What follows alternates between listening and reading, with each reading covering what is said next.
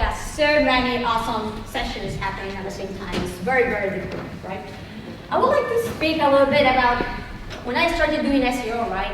In 2007, I started an agency, and I found that I had so many clients at the time that it was very hard for me to make an impact, right? To go in depth and work with them hand by hand. Then I worked in-house, and somehow I ended up falling into this situation, scenario, where I had so little resources from a technical perspective, right? Even despite the fact that I initially started at a time when there was this redesign process going on, right? So I expected to have a lot of influence regarding what was going to be able to be changed and optimized.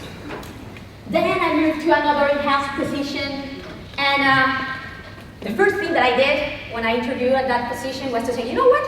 I need a couple of developers only for SEO. So supposedly I had secured already my path to success. Unfortunately, at this other point, I had business model constraints, right? I even had like a very difficult conversation at one point with the CEO, right? Because the way that how we wanted to grow and how we expected to grow from an SEO perspective directly, well, was not necessarily aligned with the way that the website wanted to profit itself. And then I ended up working at another agency, and I said, you know what, this is glory because I have very little clients, very few clients, but these are huge organizations, big brands, right?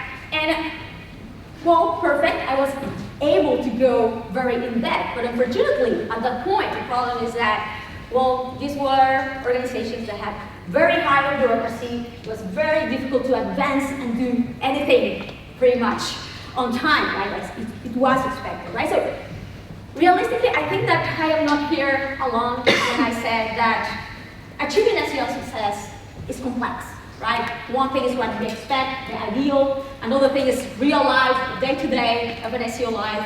And it is complex because of the own nature of SEO, right? It's even complex to understand, to explain to stakeholders. The results are long terms. You need a lot of resources that are external to you. You have a high dependability on external factors and the context. And you need also multidisciplinary support that might not necessarily rely or be under your own direct influence, right?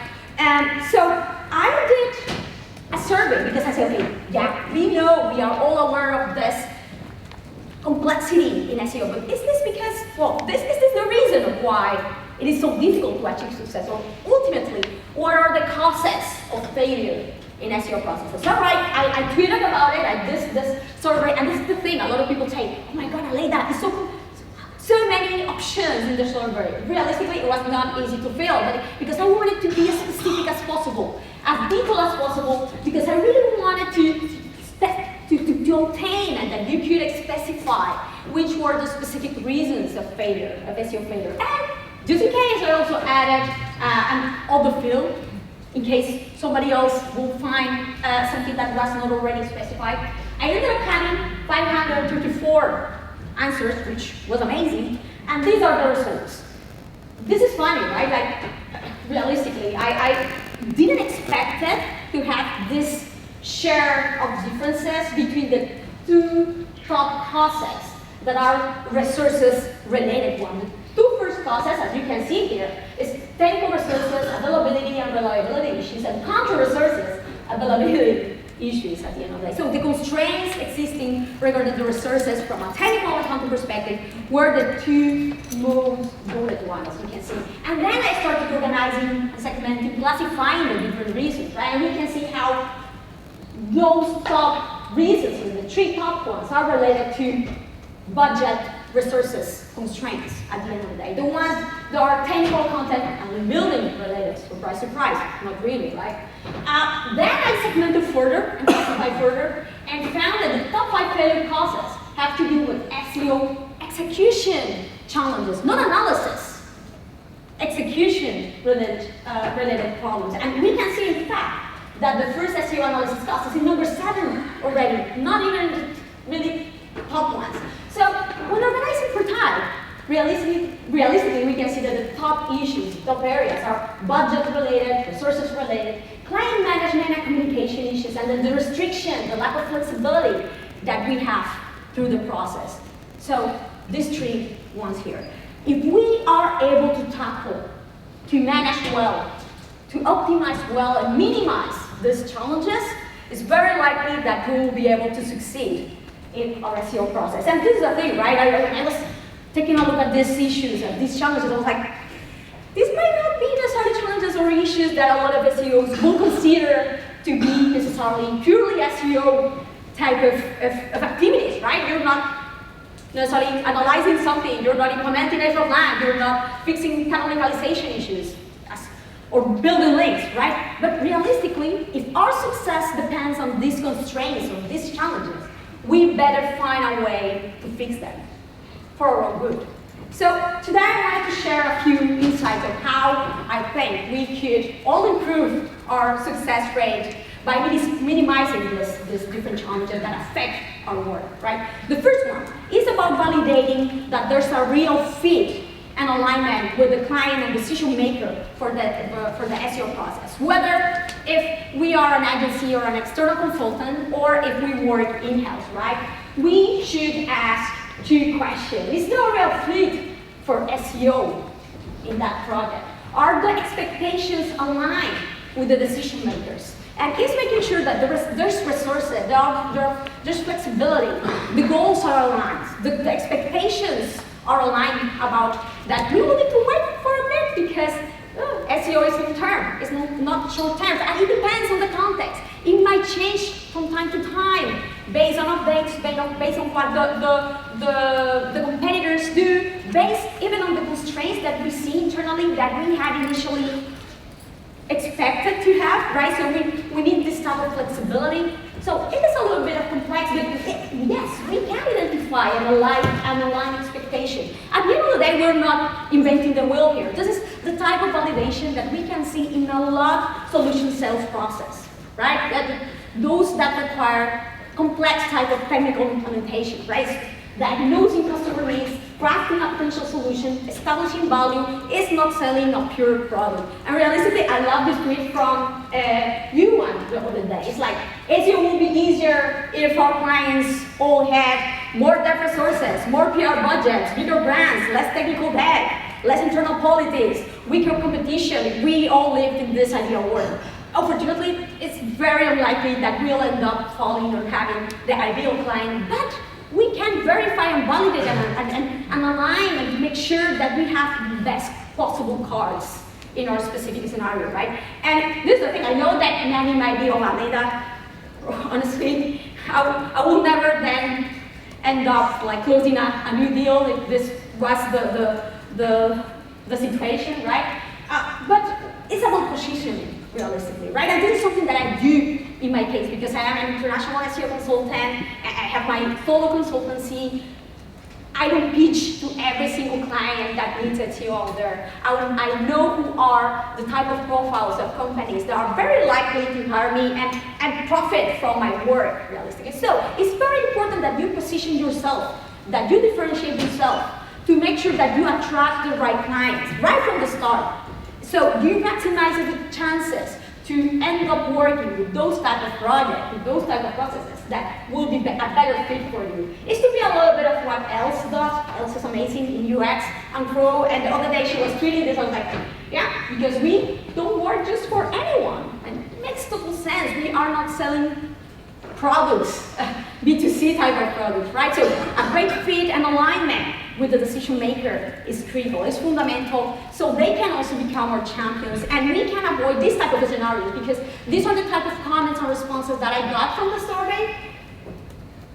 None of the above from all of the choices that I gave in the survey, right? Failure to understand that SEO needs to be taken into consideration when designing a website and not when it's launched. That is an ongoing process and not a one-off problem. It's the main issue here. So it's really the understanding and alignment in SEO in many cases. And at the end of the day, it should be about having a low number of highly profitable and happy clients, and not necessarily lots of clients that are not really a good fit and won't end up being a successful role. So we should try to maximize our chances like this. Then, if you really want to go further into getting to know much more regarding really good validation and alignment and positioning, take a look at April's book about positioning yourself, your services, your products. It's amazing, it's an amazing book, and it will certainly help in this area. For the second challenge, for the second set of challenges here is facilitating the execution with actionable and prioritized incremental validated recommendations. This is the thing, right? Our work will end up relying, the success of our work will end up relying on the implementation of our recommendations. So, if our client wants their money, the results, they need to implement the recommendations, and that's it. And I know that there are many potential reasons are there. Unfortunately, some of these reasons might not be under our own direct influence. So, for example, some people think that when they know their SEO recommendations will be taken more seriously. Unfortunately, that is not an option for me. So we better focus on those aspects that we can actually influence, right? And I have seen that in many scenarios is because we don't make sure that our SEO recommendations are really easy to understand, easy to execute, easy to follow up with, are available and open to be understood for even non-technical people, non-SEO people, right? So it's about sometimes not showing how the issues impacted the growth of the site, and therefore people not taking action because they don't see how critical it is. Too long and too difficult to read, not connecting with the site's ultimate business goals, not prioritizing based on the impact and criticality, focusing on the issues without specifying solutions, specific actions, lack of continual communication and validation during the execution, and even lack of continued monitoring. So it's about being strategical, contextual, segmented, prioritized, actionable, incremental, and iterative. So our recommendations, our audit, our analysis shouldn't be only a validation of disconnected SEO factors like this, but it should be a validation of what will ultimately drive SEO growth based on the context and the strategy of the business at the end of the day. And it is what drives the SEO process. It's how we will be prioritizing the SEO process, right? So we need to define actions with importance, difficulties, resources, showing how to fix or leverage every single opportunity of every single issue, making it easy to follow with screenshots, with example, making it highly actionable, defining directly so there's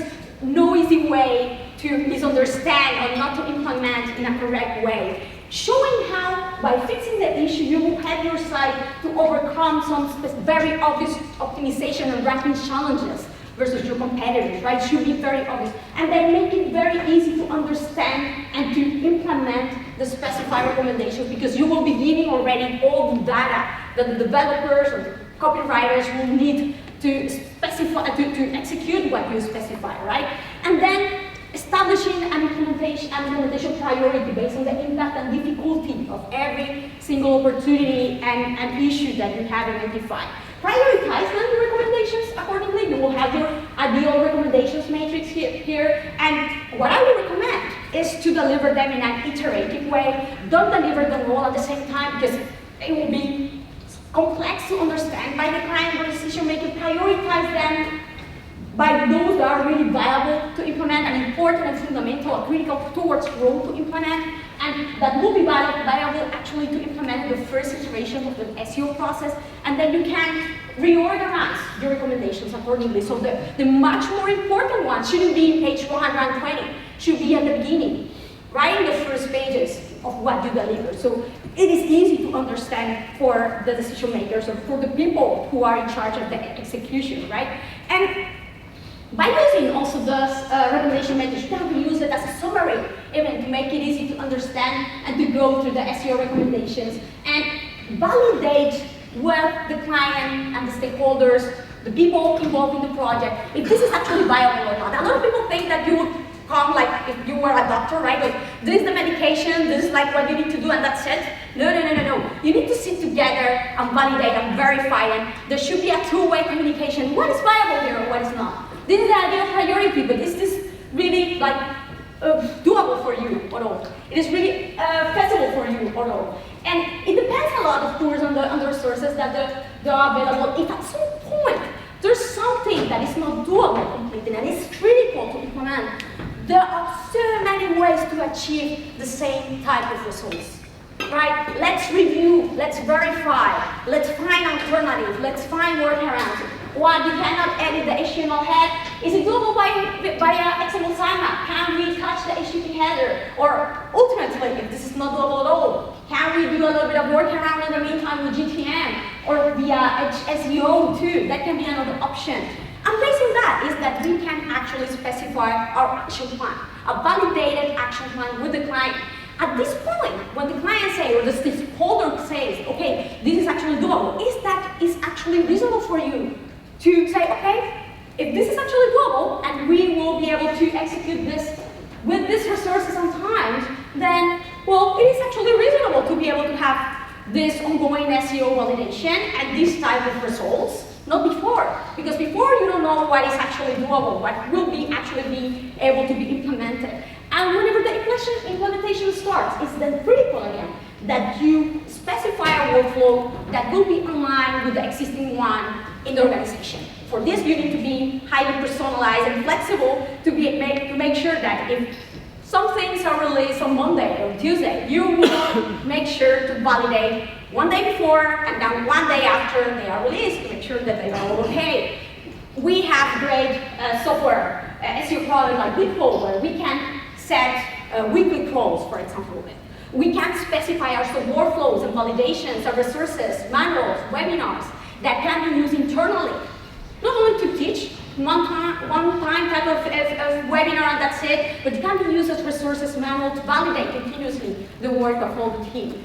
To minimize the chances of misunderstanding. This is super important that everybody through the product team, the content team, the development team lives SEO and they know why it is important, when they should validate, when they can refer, that there's a wiki within the organization to easily specify what is expected or not. And then of course when anything is released, you may expect that, well, it won't be touched, it won't be changed. It has been ideally implemented, it will stay like this.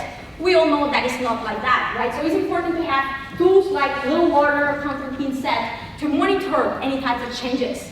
Any type of configuration that we have been correctly set already, that we are alerted right away when something happens, because this stuff ends up happening from time to time. So we really need to be proactive at the end of the day. I actually asked Steven, who's over there, I remember, yes, here, from content team, and he told me, you know what, Aleyda, realistically, I love what you're doing with the SEO survey thing, but there are a couple of reasons that I don't see there listed, and realistically these are the reasons that he who's always on top of the top issues from thousands of websites, he's aware of that. People think that they don't have issues, but they do. People think their websites or client websites don't change, but they do, right? This is why it's so important to be proactive, to be monitoring all the time, to have everything documented, to have a really good validation system. So it's about simplifying and prioritizing to facilitate the execution, also by avoid overwhelming the decision makers. And I love how Chris Green the other day, he was sharing a little bit of his experiences when delivering very complex SEO recommendations, and they're just minimizing them to the fundamentals and delivering them to the client and allowing the client to set which were doable, yes or no, and how it really facilitated and started to change the whole dynamic of the implementations. So it's also about being proactive, to facilitate the process, to also be prepared for alternative scenarios and to be flexible to do it so instead of being stuck on a single specific path for doing something or not doing it at all. There are no extremes here. And the third group of issues is about minimizing restrictions with a fluid and agile communication with clients and stakeholders. I love the section that Ari gave in the previous BrightonSEO in April. She talked about how technical problems are also people problems. How our work as SEO consultants is about influencing all the people's priority. Communication is key, right? We're not talking with machines, we're talking with other people. We need to be empathic, we need to connect with them, we need to talk in the same language. We need to make a point not with the criteria that we have for our own work and what we care about, but what they care about. So it's critical to understand all this. I love also how Chris is amazing, and he was sharing in a presentation a few days ago how sometimes SEO problems are best solved with the CMO and not with the CMS. So this is why it's critical to have a good understanding internally within the organization, why it's important to have, well, a good communication going on, why this initial alignment and validation and qualification with the decision maker to develop and to be able to have an internal SEO champion within the organization is fundamental in the project. And unfortunately, I have to say, this is an issue that I have too. The ambiguity that exists in SEO doesn't help, right? It depends for every single question that might be posed in SEO doesn't help to come up or to facilitate the communication and to make a point sometimes, right? This is why we need to be, again, more empathic and to improve our communication skills, as Stephen King right here shared too. Well, like, yeah, your client gets a little frustrated when you say it depends. So here are other options of what you can come up with, other type of answers that you can share with the client. In my experience, this has happened, but I've also seen these other things happening. Or this might be an hypothesis, but there might be other alternatives to that one. So we need to come up with better communication skills, more empathy to better connect with the other people. And not only on our ongoing typical conversation, one-to-one communication, we communicate with everything. We communicate when we set goals, when we define our reports, when we send our reports. The CEO or the CMO, they don't care about crawlability. They don't care about indexability. They care about ROI. They care about the revenue, right? So it's important that we optimize, that we align and communicate accordingly in every single dashboard, in every single KPI, in every single goal that we send to specific people, right? In recommendations, in presentations, in follow-up calls, in reports, why should this matter to this other person? What's the issue and what is the expected outcome? How can this person help to make it happen? What are the next steps to take? What are the alternatives? All this should be clearly stated. And it's funny because this can actually be highly facilitated nowadays by even tools. It's a little bit scary, but I actually tried this one. Crystal. You can use it to get to know yourself. Self-awareness is also really, really good for this. To understand how you communicate, what are your weaknesses, what are your own strengths, but also to better understand how your stakeholders, the people that you collaborate with and work with, prefer to communicate, or how they prefer to communicate. So for example, I did this with Calvin. Please don't say to Calvin that I have done this with him, but anyway, you can actually install this plugin and go through your LinkedIn, for example, and be told how Calvin prefers to talk in order to take action, right? So it says like, well, if you want to persuade Calvin to take action, say this: no pressure, I have tried this myself, you'll open up to the opportunities like the people who already did this are interested, right? Very specific.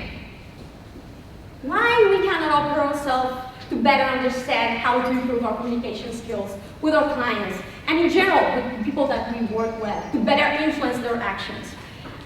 To do that too, I love these two books. Realistically, I'm not into sales necessarily. In the past, in my past life, I ended up doing a little bit of customer interactions, pre-sales support, and I read these couple of books. I believe that even if this was my SEO life, it has deeply influenced the way I communicate with clients, I coordinate with clients, I align the expectations with clients, and why many of my SEO processes end up being successful. Sometimes it's even just the wording, right? Don't focus on the SEO issues, but the SEO opportunities. So realistically, it's not rocket science, right? It's not super complex stuff. It's about positioning, prioritization, and communication. The other day I was doing this AMA our tech SEO in Reddit, and this person asked me about what are some under the radar high impact tactics, right? And for me, these are under the radar high impact tactics. We love to talk about all these other very hot topics, about the updates, about etc. But ultimately, it's about SEO execution. You already know SEO, if you're already an SEO specialist. SEO is about the execution at the end of the day, and this is how you can maximize the chances of execution. So, in 2014, I I ended up starting my SEO consultancy. I have applied, thankfully, many of these principles, and I have actually written about this a couple of years ago. So all these tips that I gave before, I have written about them already in the past, and you can find even more in this post that I wrote a couple of years ago, so you can take a look at it. And thank you very much for the opportunity. I recall that this is a lot of information, but I will be sharing my slides later today too. Thank you.